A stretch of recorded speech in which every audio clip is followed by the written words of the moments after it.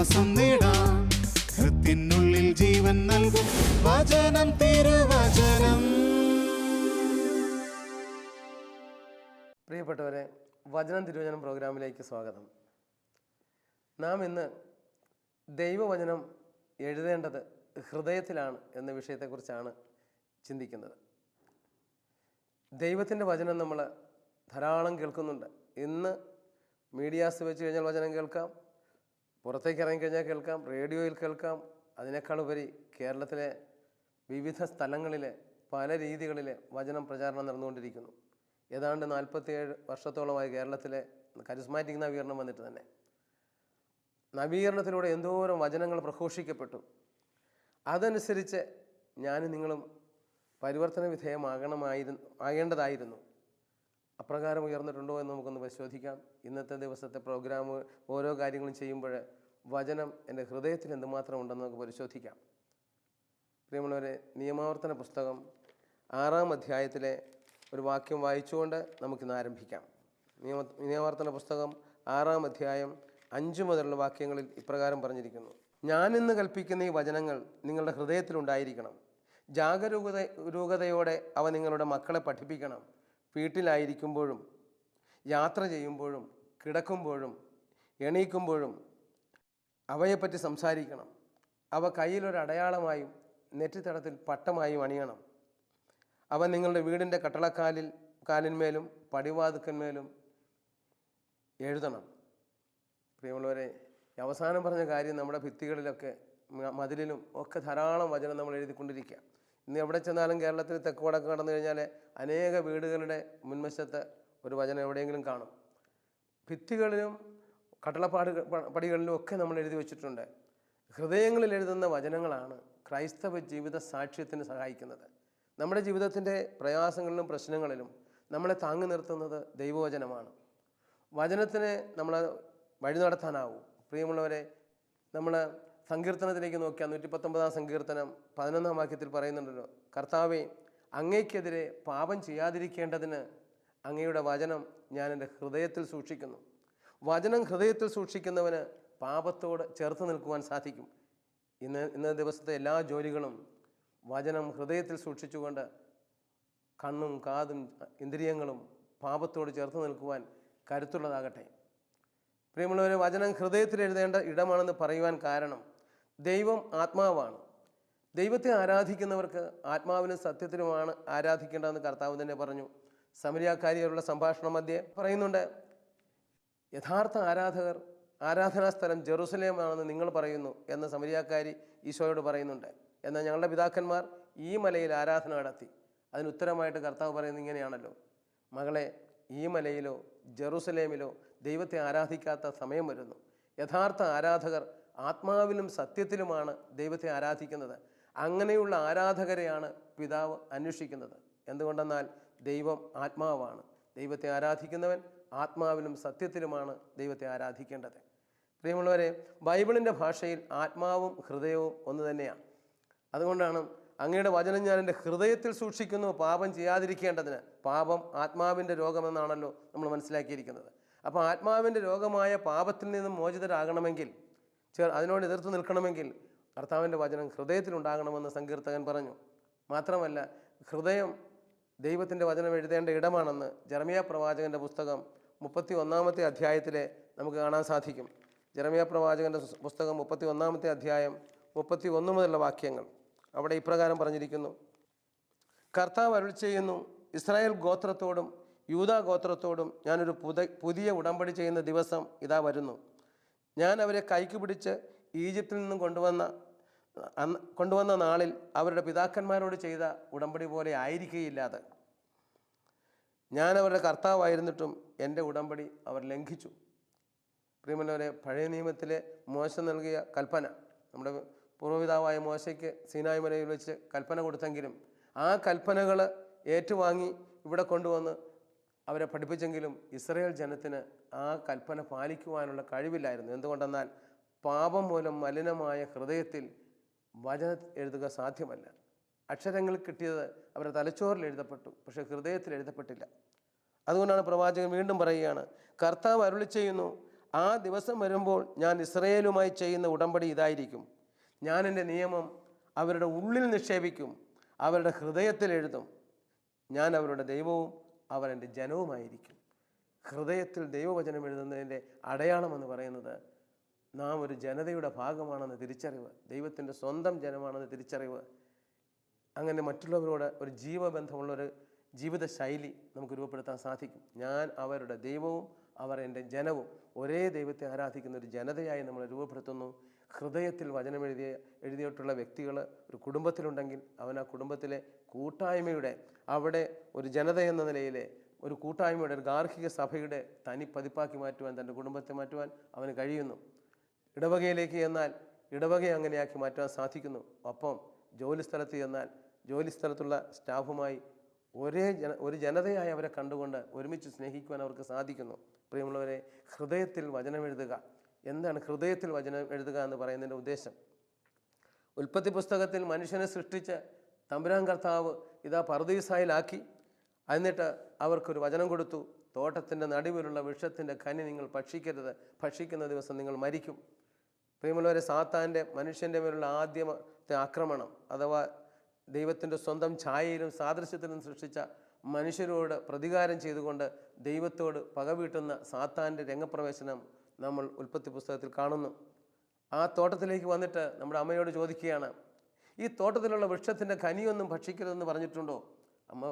അമ്മ പറഞ്ഞ മറുപടി ഇതാണ്: എല്ലാ വൃക്ഷത്തിൻ്റെയും കനിയല്ല, തോട്ടത്തിൻ്റെ നടുവിലുള്ള വൃക്ഷത്തിൻ്റെ കനി ഭക്ഷിക്കരുത്, ഭക്ഷിക്കുന്ന ദിവസം നിങ്ങൾ മരിക്കും. ഉടനെ സാത്താൻ പറഞ്ഞത് എന്താണ്? നിങ്ങൾ മരിക്കുമെന്ന് ആര് പറഞ്ഞു? നിങ്ങൾ മരിക്കുകയില്ല. നിങ്ങളുടെ കണ്ണുകൾ തുറക്കപ്പെടുകയും നന്മ തിന്മകൾ തിരിച്ചറിഞ്ഞ് ദൈവത്തെ പോലെ ആവുകയും ചെയ്യും. ഇത് കേട്ട് ആ കനിയിലേക്ക് നോക്കി അമ്മയ്ക്ക് തോന്നിയത് ഇത് കണ്ണിന് കൗതുകകരവും അറിവേകുവാൻ അഭികാമ്യവും ആണെന്ന് കണ്ട് അവൾ പറിച്ചു ഭക്ഷിച്ചു. ഉടനെ ഇരുവരുടെയും കണ്ണുകൾ തുറക്കപ്പെട്ടു. ഞാനിത് പറയുന്നത് അവിടെ വെച്ച് ദൈവത്തെ അനുഭവിക്കുവാനും ദൈവത്തെ അറിയുവാനും ദൈവത്തിന് ജീവൻ ഉൾക്കൊണ്ട ആത്മാവിൽ ദൈവിക ജീവൻ നഷ്ടപ്പെട്ട മനുഷ്യർക്ക് ദൈവത്തെക്കുറിച്ചുള്ള തെറ്റായ ധാരണകളും ദൈവത്തെ ദൈവമായി അറിയാൻ പറ്റാത്തൊരു ജീവിതാവസ്ഥയും, എന്തിനധികം ദൈവത്തിന് അഭിമുഖമായി നിന്ന് ദൈവത്തോട് ഒത്തുചരിക്കേണ്ട മനുഷ്യൻ ദൈവത്തിന് പുറംതിരിയുന്ന ചിത്രമാണ് നമ്മൾ കാണുന്നത്.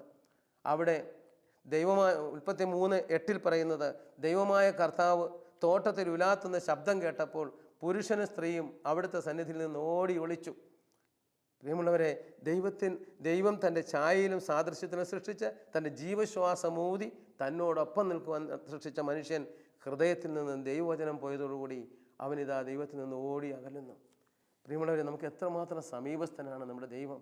ഈ ബൈബിളിലെ ദൈവം എല്ലാ മനുഷ്യർക്കും സമീപസ്ഥനാണ്. അവിടുന്ന് ആ മനുഷ്യരായി പിറന്ന സകലർക്കും വേണ്ടിയുള്ള സദ്വാർത്തയായ ഈ വചനം ആരുടെ ഹൃദയങ്ങളിലേക്ക് കടന്നു ചെല്ലുന്നുവോ അവർ തീർച്ചയായും ദൈവിക ജീവനിൽ പങ്കുകാരാകുകയും ദൈവോന്മുഖരാകുകയും അതിനേക്കാളുപരിയായി ദൈവത്തിൽ നിന്നും പിന്തിരിഞ്ഞ മനുഷ്യനുണ്ടായ എല്ലാ പതനത്തിൽ നിന്നും മോചനം നേടാൻ സാധിക്കും. അത് നമുക്ക് പിന്നാലെ കാണാം. ഇനിയും ഹൃദയത്തിലാണ് വചനം എഴുതേണ്ടതെന്ന് പ്രവാചകൻ പറഞ്ഞെങ്കിലും പ്രവാചക വചനങ്ങളൊന്നും തന്നെ ഇസ്രായേൽക്കാർക്ക് വേണ്ടവണ്ണം പാലിക്കാൻ സാധിച്ചില്ല. എന്തിനധികം ദൈവത്തോട് ബന്ധം നഷ്ടപ്പെട്ട മനുഷ്യൻ്റെ പിന്നാലെ നടന്ന് പ്രവാചകന്മാർ വഴി ദൈവം പല രീതിയിൽ സംസാരിച്ചു. ജെറമ്യായിലൂടെ പറഞ്ഞു, എഫ്രായിം, നീ എൻ്റെ വത്സല പുത്രനല്ലേ, നീ എൻ്റെ ഓമന കുട്ടനല്ലേ, നിനക്ക് വിരോധമായി പെരുമാറുമ്പോഴെല്ലാം നിൻ്റെ സ്മരണ എന്നിൽ ഉദിക്കുന്നു, നിന്നോട് കരുണയുള്ള കർത്താവ് അരുളി ചെയ്യുന്നു, മകനെ, എൻ്റെ ഹൃദയം നിനക്ക് വേണ്ടി തുടിക്കുന്നു. ഹൃദയത്തുടിപ്പോടെ നമ്മെ കാത്തിരിക്കുന്ന ഒരു ദൈവത്തെ ജെറമ്യ വിവരിച്ചു തന്നെങ്കിലും ജനത്തിനത് മനസ്സിലായില്ല. ജെറമ്യ 31:20 ഈ വാക്യം. അവിടെ പറയുന്നത് അങ്ങനെയാണ്, എഫ്രായിം, നീ എൻ്റെ വത്സല പുത്രനല്ലേ, നീ എൻ്റെ ഓമന കുട്ടനല്ലേ, നിനക്ക് വിരോധമായി പെരുമാറുമ്പോഴെല്ലാം നിൻ്റെ സ്മരണ എന്നിൽ ഉദിക്കുന്നു, നിന്നോട് കരുണയുള്ള കർത്താവ് അരുളി ചെയ്യുന്നു, മകനെ, ഈ എൻ്റെ ഹൃദയം നിനക്ക് വേണ്ടി തുടിക്കുന്നു. ഹൃദയത്തുടിപ്പോടെ കാത്തിരിക്കുന്ന ഒരു അപ്പൻ്റെ ചിത്രം വരച്ചു കാട്ടിയ ജെറമ്യായെ അവർ പൊട്ടക്കിണറ്റിലെറിയാനാണ് ശ്രമിച്ചത്. വീണ്ടും നമ്മൾ യെശയ്യായുടെ പുസ്തകത്തിലേക്ക് വരുമ്പോൾ യെശയ്യാ പ്രവാചകൻ വഴി കർത്താവ് പറഞ്ഞു, ഗർഭത്തിലും അതിനുശേഷവും ഞാൻ വഹിച്ച യാക്കോബ് ഭവനമേ, ഇപ്പോഴും ഞാൻ നിന്നെ വഹിക്കുന്നു, നിനക്ക് നരബാധിക്കുമ്പോഴും ഞാൻ അങ്ങനെ തന്നെ ചെയ്യും, നിന്നെ ഞാൻ ചുമലിലേറ്റി കൊണ്ടു നടക്കും. യെശയ്യാ 46:3. അവിടെ പറയുന്നത് അങ്ങനെയാണ്, കർത്താവ് നമ്മളെ ഉള്ളം കയ്യിൽ വഹിക്കുന്നൊരു ദൈവമാണെന്ന്. പക്ഷേ ഇത് ഹൃദയത്തിൽ സ്വീകരിക്കുവാൻ ഇസ്രായേൽ ജനത്തിന് കഴിഞ്ഞില്ല. എന്തിനധികം യെശയ്യാ 43:1 പറഞ്ഞുവല്ലോ, യാക്കോബേ നിന്നെ സൃഷ്ടിക്കുകയും ഇസ്രായേലെ നിന്നെ രൂപപ്പെടുത്തുകയും ചെയ്ത കർത്താവ് അരുളി ചെയ്യുന്നു, ഭയപ്പെടേണ്ട, നിന്നെ ഞാൻ പേര് ചൊല്ലി വിളിച്ചിരിക്കുന്നു, നീ എൻ്റേതാണ്. വീണ്ടും അവിടുന്ന് പറഞ്ഞു, നീ സമുദ്രത്തിലൂടെ നടന്നു പോയാൽ ജലം നിൻ്റെ മേൽ കവിഞ്ഞൊഴുകയില്ല, നദികൾ കടക്കുമ്പോൾ അവ നിന്നെ മുക്കിക്കളയുകയില്ല, അഗ്നിയിലൂടെ നടന്നാൽ ജ്വാല നിന്നെ ദഹിപ്പിക്കുകയില്ല, നിനക്ക് പകരം ഞാൻ എത്തേപ്പയും സേഭായും എന്ന് വേണ്ട നഗരങ്ങളെയും ജനതകളെയും നിനക്ക് വേണ്ടി വിട്ടുതരാം. നീ എനിക്ക് ബഹുമാനീയനാണ്, നീ എനിക്ക് പ്രിയങ്കരനാണ്, നീ എനിക്ക് വിലപ്പെട്ടവനാണ് എന്നൊക്കെ കർത്താവ് പറഞ്ഞെങ്കിലും ഈ വചനങ്ങളൊന്നും അവർക്ക് സ്വീകരിക്കാൻ സാധിച്ചില്ല. എന്നല്ല, ഇസ്രായേൽ ജനത്തിനെ സ്വാധീനിക്കാൻ പറ്റിയില്ല എന്നുള്ളതാണ്. പ്രിയമുള്ളവർ, എന്തുകൊണ്ടത് സാധിച്ചില്ല? യെശയ്യാ വഴി എത്രയോ തവണ കർത്താവ് എന്തെല്ലാം പറഞ്ഞു. യെശയ്യാ 54:10 പറയുന്നില്ലേ, മലകൾ അകന്നു പോയേക്കാം, കുന്നുകൾ മാറ്റപ്പെട്ടേക്കാം, എങ്കിലും എൻ്റെ അചഞ്ചലമായ സ്നേഹം നിന്നെ വിട്ടുപിരിയുകയില്ല. യെശയ്യാ 49:15 പറഞ്ഞില്ലേ, മുല കുടിക്കുന്ന കുഞ്ഞിനെ പെറ്റമ്മയ്ക്ക് മറക്കുവാനൊക്കുമോ? അവൾ മറന്നാലും ഞാൻ നിന്നെ മറക്കുകയില്ല, നിന്നെ ഞാൻ എൻ്റെ ഉള്ളം കയ്യിൽ രേഖപ്പെടുത്തിയിരിക്കുന്നു. പ്രിയമുള്ളവരെ, ദൈവോന്മുഖമായ ഒരു ജീവിതം നയിക്കാൻ ആ ജനതയ്ക്ക് പലപ്പോഴും പരാജയപ്പെട്ടതിൻ്റെ വലിയ ചിത്രമാണ് നമ്മൾ പഴയ നിയമത്തിൽ കാണുന്നത്. എന്നാൽ പുതിയ നിയമത്തിലേക്ക് വന്നപ്പോഴേ ഈ വചനം ഹൃദയത്തിൽ എഴുതുന്നതിനെക്കുറിച്ച് വിശുദ്ധ പൗലോസ് അപ്പോസ്തലൻ വളരെ ഭംഗിയായി തൻ്റെ കൊറിന്ത്യർക്ക് എഴുതിയ 2-ാമത്തെ ലേഖനത്തിലെ 3-ാം അധ്യായം 1 മുതലുള്ള വാക്യങ്ങൾ. ഞങ്ങൾ വീണ്ടും ആത്മപ്രശംസ ചെയ്യുകയാണോ? മറ്റു ചിലർക്ക് എന്നതുപോലെ ഞങ്ങൾക്ക് നിങ്ങളുടെ പേർക്കോ നിങ്ങളിൽ നിന്ന് ശുപാർശ കത്തുകൾ ആവശ്യമുണ്ടോ? ഞങ്ങളുടെ ഹൃദയങ്ങളിൽ എഴുതപ്പെട്ടതും സകല മനുഷ്യരും അറിയുകയും വായിക്കുകയും ചെയ്യുന്നതുമായ ഞങ്ങളുടെ ശുപാർശ കത്ത് നിങ്ങളാണ്. മഷി കൊണ്ടല്ല, ജീവിക്കുന്ന ദൈവത്തിൻ്റെ ആത്മാവ് കൊണ്ട്, കൽപ്പലകളിലല്ല, മനുഷ്യഹൃദയങ്ങളാകുന്ന ഫലകങ്ങളിൽ എഴുതപ്പെട്ട ക്രിസ്തുവിൻ്റെ ലിഖിതമാണ് നിങ്ങൾ. മനുഷ്യഹൃദയ ഫലകങ്ങളിൽ ഞങ്ങളുടെ ശുശ്രൂഷ വഴി എഴുതപ്പെട്ട ക്രിസ്തുവിൻ്റെ ലിഖിതങ്ങളാണ് നിങ്ങൾ. ശ്ലീഹ പറയുകയാണ്, വീണ്ടും പറയുന്നു, ഇതാണ് ക്രിസ്തു വഴി ദൈവത്തിലുള്ള ഞങ്ങളുടെ വിശ്വാസം എന്ന് പറഞ്ഞിട്ട് അവിടുന്ന് ഞങ്ങൾ എഴുതപ്പെട്ട നിയമത്താലല്ല, ആത്മാവിനാൽ പുതിയ ഉടമ്പടിയുടെ ശുശ്രൂഷകരാകാൻ യോഗ്യരാക്കിയിരിക്കുന്നു. പഴയ നിയമത്തിലെ ശുശ്രൂഷകരും പുതിയ നിയമത്തിലെ ശുശ്രൂഷകരും തമ്മിലുള്ള വ്യത്യാസം എന്താണെന്ന് ശ്ലീഹ പറയുകയാണ്. അവിടുന്ന് ഞങ്ങളെ എഴുതപ്പെട്ട നിയമത്താലല്ല, ആത്മാവിനാൽ പുതിയ ഉടമ്പടിയുടെ ശുശ്രൂഷകരാകുവാൻ യോഗ്യരാക്കിയിരിക്കുന്നു. എന്തെന്നാൽ എഴുതപ്പെട്ട നിയമം മൃതിപ്പെടുത്തുന്നു, ആത്മാവോ ജീവിപ്പിക്കുന്നു. അപ്പോൾ ദൈവത്തിൻ്റെ ആത്മാവ് നാസാരന്തരങ്ങളിലേക്ക് ഊതിയ ദൈവാത്മാവ് പാപിയായ മനുഷ്യനിൽ നിന്ന് നഷ്ടപ്പെട്ടുവെങ്കിൽ, ഇതാ ആദിയിൽ വചനമുണ്ടായിരുന്നു, വചനം ദൈവത്തോടു കൂടിയായിരുന്നു, വചനം ദൈവമായിരുന്നു. ആ വചനം മാംസമായി നമ്മുടെ ഇടയിൽ വസിച്ച മിശിഹാ തമ്പുരാൻ ഇവിടെ വന്ന് മനുഷ്യകുലത്തിൻ്റെ പാപത്തിന് പരിഹാരം ചെയ്തു കഴിഞ്ഞപ്പോൾ, ഇതാ അവിടുത്തെ പീഡാസഹനവും അവിടുത്തെ കുരിശുമരണവും അവിടുത്തെ ഉത്ഥാനവും അവിടുത്തെ സ്വർഗാരോഹണവും കഴിഞ്ഞപ്പോൾ, ഇതാ അവിടുന്ന് ജീവദാതാവായ ആത്മാവായി നമ്മുടെ ഹൃദയങ്ങളിലേക്ക് വന്നു. ആത്മാവും ജീവനുമായ വചനം നമുക്ക് അനുഭവിക്കുവാൻ തക്കവിധം നമ്മുടെ ഹൃദയങ്ങളിലേക്ക് കടന്നു വന്നു. ആ വചനം എഴുതപ്പെട്ട നിയമം പോലെ അല്ലെന്നാണ് ശ്ലീഹ ഇവിടെ പറഞ്ഞത്. എഴുതപ്പെട്ട നിയമം മൃതിപ്പെടുത്തുന്നു. വിശുദ്ധ അഗസ്റ്റീനോസ് ഇതിനെക്കുറിച്ച് പറയുന്നത് ഇങ്ങനെയാണ്, അക്ഷരങ്ങൾ കൊല്ലുന്നു, ആത്മാവോ ജീവിപ്പിക്കുന്നു. ഇവിടെ ശ്ലീഹ പറയുകയാണ്, എഴുതപ്പെട്ട നിയമം മൃതിപ്പെടുത്തുന്നു, എന്നാൽ ആത്മാവോ ജീവിപ്പിക്കുന്നു. ഇനി വീണ്ടും പറയുകയാണ്, കൽപ്പനകളിൽ എഴുതപ്പെട്ട മരണത്തിൻ്റെ നിയമം തേജസ്സിലാണ് മോശയ്ക്ക് നൽകിയത്. നമുക്കറിയാമല്ലോ, ആ 10 കൽപ്പനയായിട്ട് കടന്നു വന്ന മോശയെ ജനത്തിന് നോക്കാനാവാത്ത വണ്ണം മുഖം പ്രശോഭിതമായി. അവസാനം ജനത്തിന് കാണാൻ വേണ്ടി മൂടുപടമിട്ടു മോശ. എന്തെന്നാൽ അത്രമാത്രം തേജസ്സായിരുന്നു. ഇവിടെ ശ്ലീഹ പറയുകയാണ്, കൽപ്പനകളിൽ എഴുതപ്പെട്ട മരണത്തിൻ്റെ നിയമം തേജസ്സിലാണ് നൽകപ്പെട്ടത്. ആ തേജസ് മങ്ങിക്കൊണ്ടിരുന്നപ്പോൾ പോലും ഇസ്രായേൽ ജനത്തിന് നോക്കാനാവാത്ത വിധം മോശയുടെ മുഖത്തെ ജ്വലിപ്പിച്ചു. അങ്ങനെയെങ്കിൽ ആത്മാവിൻ്റെ ശുശ്രൂഷ എത്രയേറെ തേജസ്സുറ്റതായിരിക്കണം. എന്തുകൊണ്ടെന്നാൽ ശിക്ഷാവിധിയുടെ ശുശ്രൂഷ തേജോമയമായിരുന്നെങ്കിൽ നീതിയുടെ ശുശ്രൂഷ അതിനേക്കാൾ തേജോമയമായിരിക്കണം. ഒരിക്കൽ പ്രശോഭിതമായിരുന്നത് അതിനെ അതിശയിക്കുന്ന മറ്റൊരു ശോഭ മൂലം നിഷ്പ്രഭമായി തീർന്നിരിക്കുന്നു. മങ്ങി മറഞ്ഞുപോയത് തേജസ്സുള്ളതാണെങ്കിൽ നിലനിൽക്കുന്നത് തീർച്ചയായും അതിനേക്കാൾ തേജസ്സുള്ളതായിരിക്കും. പ്രിയമുള്ളവരെ, ഒരു ക്രിസ്ത്യാനിയുടെ മുഖം സൗന്ദര്യത്തെക്കാൾ ഉപരി തേജസ്സുറ്റതായിരിക്കണം. ദൈവത്തിൻ്റെ ആത്മാവ് നമ്മുടെ ഹൃദയങ്ങളിലേക്ക് വന്നു കഴിയുമ്പോൾ ആ ഹൃദയങ്ങളിൽ വചനം എഴുതി കഴിഞ്ഞാൽ ആ മുഖത്തൊരു തേജസ് ഉണ്ടായിരിക്കും. ഞാൻ ഓർക്കുകയാണ്, അടിയന്തരാവസ്ഥ കാലത്ത് ഇന്ദിരാഗാന്ധി സന്ദർശിച്ചിട്ട് വന്ന മദർ തെരേസ അന്ന് ഇന്ദിരാഗാന്ധിയെ സന്ദർശിച്ച ശേഷം ഇറങ്ങിയപ്പോൾ ഇന്ദിരാഗാന്ധി പറഞ്ഞതാണ്, പാവങ്ങളുടെ അമ്മ എൻ്റെ അടുക്കൽ വന്നപ്പോൾ ഞാനൊരു കൊച്ചുകുട്ടിയെപ്പോലെ ചെറുതായി. പ്രിയമുള്ളവരെ, സൗന്ദര്യമല്ല ഒരു മനുഷ്യനെ ജീവനുള്ളവനാക്കി തീർക്കുന്നത്, തേജസ്സാണ്. ആ അമ്മ ക്വാളിറ്റി ഉള്ളൊരു സ്ത്രീയായിരുന്നു. മനുഷ്യൻ്റെ ക്വാളിറ്റി എന്ന് പറയുന്നത്, മനുഷ്യൻ രണ്ട് രീതിയിൽ വളരും. ഒന്ന് ക്വാണ്ടിറ്റിയിലും ക്വാളിറ്റിയിലും. ക്വാണ്ടിറ്റിയിൽ വളരുക എന്ന് പറയുമ്പോഴേ പന്നി വളരുന്നത് പോലെ അതിന് 3 മാസം പ്രായമുള്ളപ്പോൾ ഒരു വലിപ്പവും ഒരു തൂക്കവും, 1 വർഷം കഴിയുമ്പോൾ വേറൊരു വലിപ്പവും വേറൊരു തൂക്കവും, 2 വർഷം കഴിയുമ്പോഴേ എത്രയോ മാത്രം ഭാരം വർദ്ധിക്കുന്നു, അതിൻ്റെ വലിപ്പവും വർദ്ധിക്കുന്നു. ഇതുപോലെ മനുഷ്യന് വളരുന്നൊരു ഘടകമാണ് ശരീരം. എന്നാൽ ക്വാളിറ്റിയിൽ വളരുക എന്ന് പറയുന്നത് മറ്റ് ഹൃദയങ്ങളിൽ വളരുമ്പോഴാണ്. മദർ മറ്റു മനുഷ്യരുടെ ഹൃദയങ്ങളിൽ വളർന്ന ആളാണ്. അതിൻ്റെ കാരണം എന്താ? ഡെയിലി പരിശുദ്ധ കുർബാനയുടെ മുമ്പിൽ പോയിരുന്നു കൊണ്ട് ഹൃദയത്തിലേക്ക് വചനം എഴുതപ്പെടുകയും ആ യേശുവിൻ്റെ ശരീരം ഭക്ഷിക്കുകയും ചെയ്തുകൊണ്ട് തൻ്റെ ശരീരത്തിൽ മുഴുവൻ വചനം നിറച്ചുകൊണ്ട് സമൂഹത്തിലേക്ക് ഇറങ്ങുന്ന അമ്മയുടെ കയ്യിൽ ആരെ കിട്ടിയാൽ, പാവങ്ങളെ കിട്ടിയാൽ അവരോട് അനുകമ്പ, പാവങ്ങൾക്ക് വേണ്ടി കൈ നീട്ടുന്നവൻ കയ്യിൽ തുപ്പിക്കൊടുത്താൽ ഇത് ത്രേസ്യായിക്കുള്ളത് ഇനി മക്കൾക്കുള്ളത് തരുമെന്ന് പറയുവാനുള്ളൊരു സ്വാതന്ത്ര്യം. എന്തുകൊണ്ടാണ്? വചനം ഹൃദയത്തിൽ എഴുതിയാൽ ആ വചനം മനുഷ്യൻ്റെ ജീവിതത്തിന് കാഴ്ചപ്പാട് മാറും, അതിന് നിലപാട് മാറ്റും. ഇനി പറഞ്ഞു വന്നത്, ശ്ലീഹ പറയുകയാണ്, മോശയുടെ മുഖം തേജോമയമായിരുന്നു, എന്നാൽ വീണ്ടും പറയുകയാണ്, ഒരിക്കൽ മങ്ങി മറഞ്ഞു പോയത് തേജസ്സുള്ളതായിരുന്നെങ്കിൽ നിലനിൽക്കുന്നത് തീർച്ചയായും അതിനേക്കാൾ തേജസ്സുള്ളതായിരിക്കും. ഇദൃശ്യമായ പ്രത്യാശ ഞങ്ങൾക്കുള്ളത് കൊണ്ട് ഞങ്ങൾ ധൈര്യമുള്ളവരാണ്. മങ്ങിക്കൊണ്ടിരുന്ന തേജസ്സിൻ്റെ തിരോധാനം ഇസ്രായേൽക്കാർ ഗ്രഹിക്കാതിരിക്കുവാൻ വേണ്ടി മുഖത്ത് മൂടുപടം ധരിച്ച മോശയെപ്പോലെയല്ല ഞങ്ങൾ. പുതിയ നിയമത്തിലെ ശുശ്രൂഷകർ എന്ന് പറയുന്നത് ക്രിസ്തുവിനെ അറിഞ്ഞ എല്ലാ മനുഷ്യരും ക്രിസ്തുവിനെ ശുശ്രൂഷിക്കുന്നവരാണ്. ഇവിടെ പ്രത്യേകമായിട്ട് മാറ്റി നിർത്തിയിട്ടില്ല ആരെയും. ക്രിസ്തുവിനെ ആരറിയുന്നു അവർ ക്രിസ്തുവിൻ്റെ ശുശ്രൂഷകരാകുകയാണ്. അപ്പോൾ അതുകൊണ്ട് പുതിയ നിയമത്തിൽ യേശു ക്രിസ്തുവിനെ സ്വീകരിച്ച വ്യക്തികളുടെ പ്രത്യേകത പറയുകയാണ്, മങ്ങിക്കൊണ്ടിരുന്ന തേജസ്സിൻ്റെ തിരോധാനം ഇസ്രായേൽക്കാർ ദർശിക്കാതിരിക്കുവാൻ വേണ്ടി മുഖത്ത് മൂടുപടമണഞ്ഞ മോശയെപ്പോലെ അല്ല ഞങ്ങൾ. അവരുടെ മനസ്സ് ഉള്ളതായിരുന്നു. അവർ പഴയ പ്രമാണം വായിക്കുമ്പോൾ അതേ മൂടുപടം ഇന്നും അവശേഷിക്കുന്നു. എന്തെന്നാൽ ക്രിസ്തുവിലൂടെ മാത്രമാണ് അത് നീക്കപ്പെടുന്നത്. യേശു ക്രിസ്തു കടന്നു വരാത്ത അത്രയും കാലം ഹൃദയത്തിൽ മൂടുപടം, പാപത്തിൻ്റെ മൂടുപടം കിടക്കുന്നു. പാപവിമോചകനായ വചനം തന്നെയായ യേശുവിനെ ഹൃദയത്തിലേക്ക് സ്വീകരിച്ചെങ്കിൽ മാത്രമേ ഹൃദയത്തിൽ നിന്ന് ഈ മൂടുപടം മാറ്റപ്പെടുകയുള്ളൂ.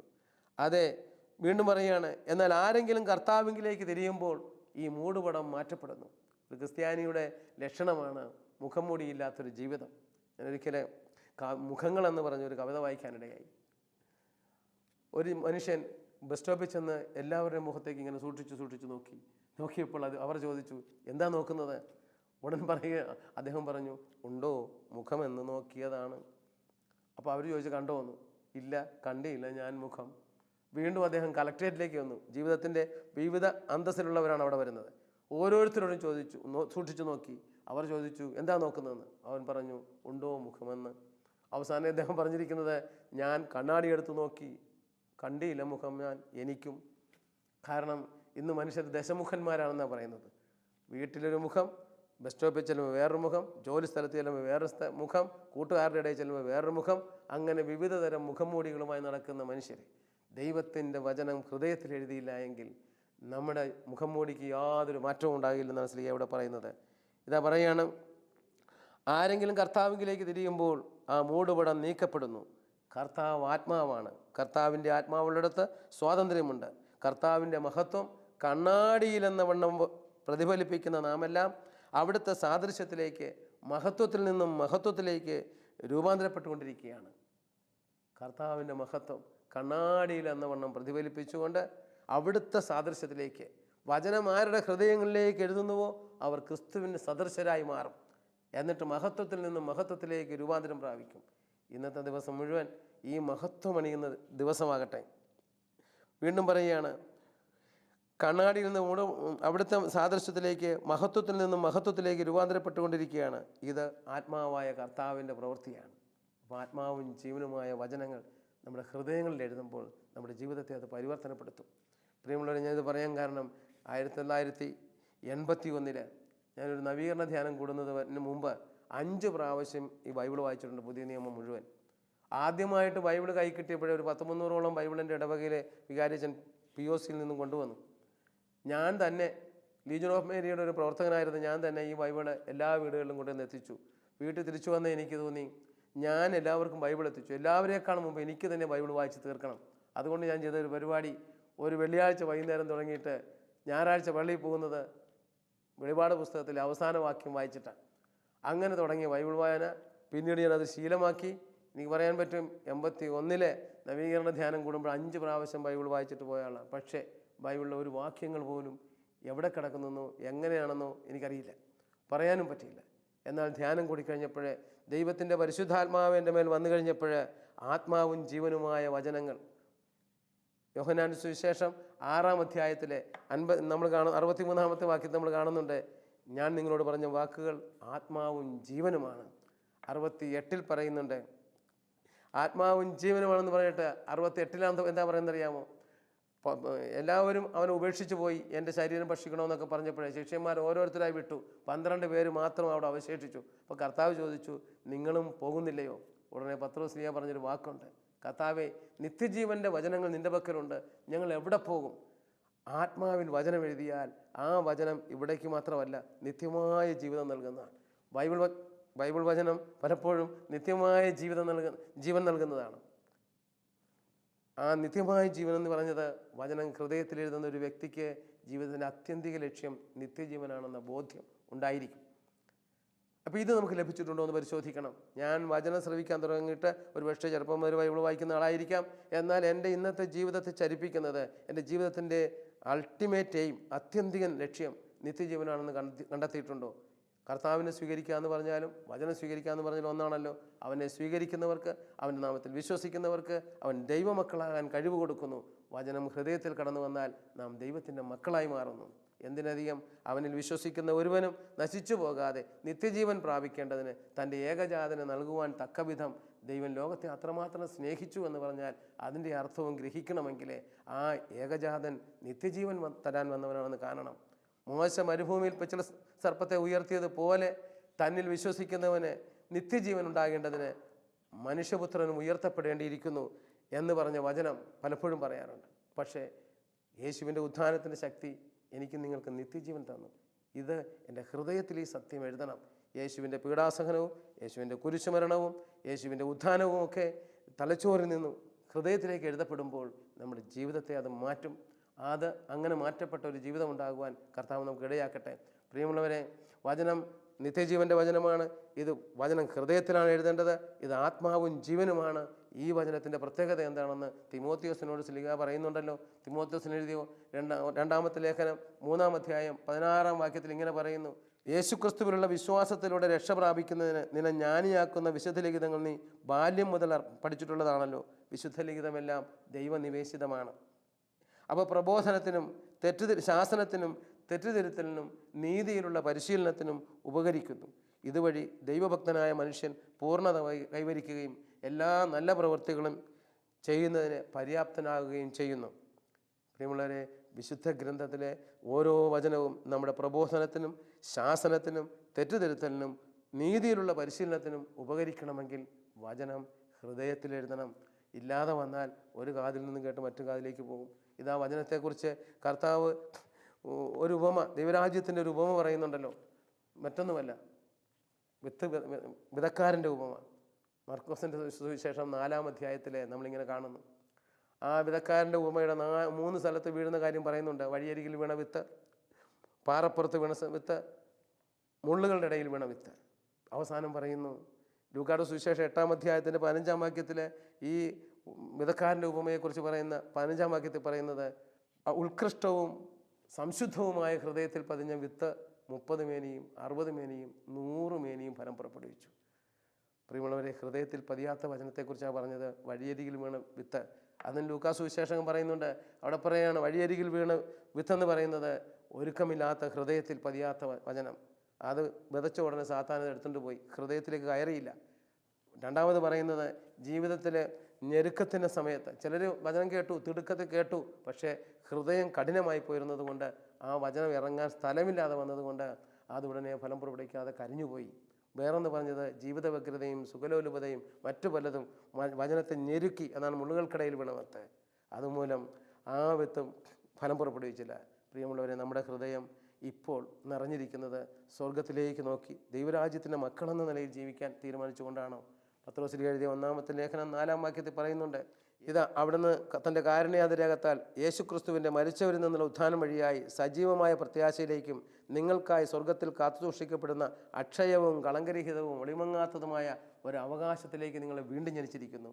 ഈ സ്വർഗത്തിൻ്റെ ആനന്ദവും ഈ സ്വർഗത്തിലേക്ക് ഉറ്റുനോക്കി ജീവിക്കുവാനും കഴിയണമെങ്കിൽ നമ്മുടെ ഹൃദയത്തിൽ എന്താണോ ഉള്ളത് അത് സ്വർഗത്തേക്കാൾ അധികമാകാൻ പാടില്ല. ചിലർക്ക് ജീവിത വ്യഗ്രതകളാകാം, ഈ ഇവിടുത്തെ സ്വത്തുക്കളാകാം, വ്യക്തികളാകാം, ബന്ധങ്ങളാകാം, പലതുമാകാം. ദൈവത്തെക്കാൾ അധികമായി ഒന്നിനെയും ഹൃദയത്തിൽ സ്ഥാനം കൊടുക്കരുത്. കൊടുത്തുപോയാൽ വചനം എഴുതുവാൻ ഇടയില്ലാതെ വരും. വചനം സംശുദ്ധവും നിർമ്മലമായ ഹൃദയത്തിൽ പതിഞ്ഞ്, ഉത്കൃഷ്ടമായൊരു ഹൃദയത്തിൽ പതിഞ്ഞ് ഫലം പുറപ്പെടുവിക്കാൻ വേണ്ടി നമുക്ക് പ്രാർത്ഥിക്കാം. സ്നേഹമുള്ള ഈശോയെ, അങ്ങേ പ്രിയപ്പെട്ട മക്കളെ ഓരോരുത്തരെയും സമർപ്പിക്കുന്നു. ഞങ്ങളുടെ ഹൃദയങ്ങളിൽ വചനം എഴുതുവാൻ വേണ്ടി ഇന്ന് ഞങ്ങളുടെ ഹൃദയത്തെ ഭരിക്കുന്ന ഈ ലോകത്തിലെ ആവശ്യങ്ങളോ, ഈ ലോകത്തിലെ ഏതെങ്കിലും തകർച്ചകളോ, ഈ ലോകത്തിലെ ബന്ധങ്ങളോ, ഈ ലോകത്തിൽ മാത്രം ഒതുങ്ങി നിൽക്കുന്ന എന്തെല്ലാം കാര്യങ്ങൾ ഞങ്ങളുടെ ഹൃദയത്തിലുണ്ടോ അതെല്ലാം എടുത്തു മാറ്റി കർത്താവെ, സങ്കീർത്തകനോടൊത്ത് ഞങ്ങൾക്കിങ്ങനെ പ്രാർത്ഥിക്കുവാനുള്ളൊരു അനുഗ്രഹം തരണമേ. കർത്താവെ, ഇഹലോക ജീവിതം മാത്രം ഓഹരിയായി കരുതുന്ന മർത്യരിൽ നിന്നും അങ്ങയുടെ കരം എന്നെ രക്ഷിക്കട്ടെ. അങ്ങ് അവർക്ക് നൽകിയിരിക്കുന്നത് കൊണ്ട് അവരുടെ വയറ് നിറയ്ക്കട്ടെ. അവരുടെ മക്കൾക്ക് സമൃദ്ധി ഉണ്ടാകട്ടെ. മിച്ചമുള്ളത് അവരുടെ പേരക്കിടാങ്ങൾക്കും കൊടുക്കട്ടെ. ഇവ കൊണ്ട് മാത്രം നിറയുന്നൊരു ഹൃദയം ഞങ്ങൾക്കുണ്ടാകാതിരിക്കുവാൻ ഞങ്ങളുടെ ഹൃദയത്തിൽ നിറയേണ്ടത് ദൈവത്തിൻ്റെ വചനമാണ്. വചനം നിറഞ്ഞ ഹൃദയം പാപവിമുക്തവും നിർമ്മലവും സംശുദ്ധവും അതിനേക്കാളുപരി ഉത്കൃഷ്ടവുമായിരിക്കും. അല്ലോ കർത്താവേ, അങ്ങനെ ഒരു ഹൃദയത്തിനായി യാചിച്ചുകൊണ്ട് പിതാവിൻ്റെയും പുത്രൻ്റെയും പരിശുദ്ധാത്മാവിൻ്റെയും നാമത്തിൽ ആമേൻ.